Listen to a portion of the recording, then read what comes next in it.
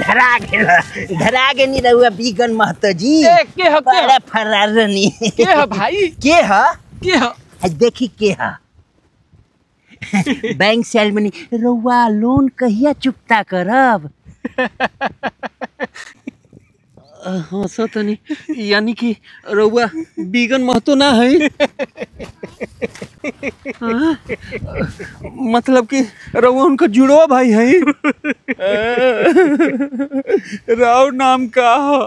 हमार नाम फेकन महतो है। फेकन महतो फिर तो डेली लोन वाला लोग आवत है रउआ के धरत है। रउआ के 4 बात सुनावत है, गाली तक देवत है। राउर खानदान के इज्जत माटी में मिला दिले।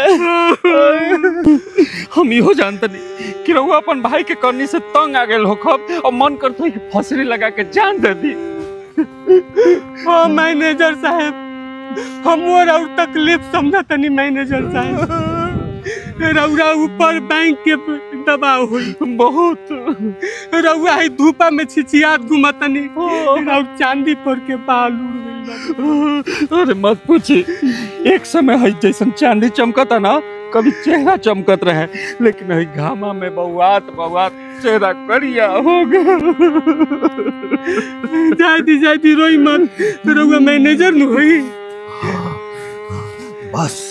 बस एक बार बिगन महतो के पता मिल जाए ना, फिर तो जेल में चक्की पिसवा दे।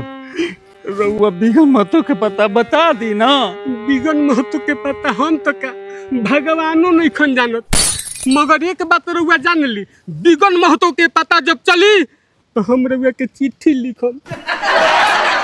बस रउआ सपोर्ट करी, फिर देखी ये तीनों कमीना सबके जेल में चक्की ना पिसवा देनी तो हम मैनेजर ना बिगन महतो आई एम कमिंग।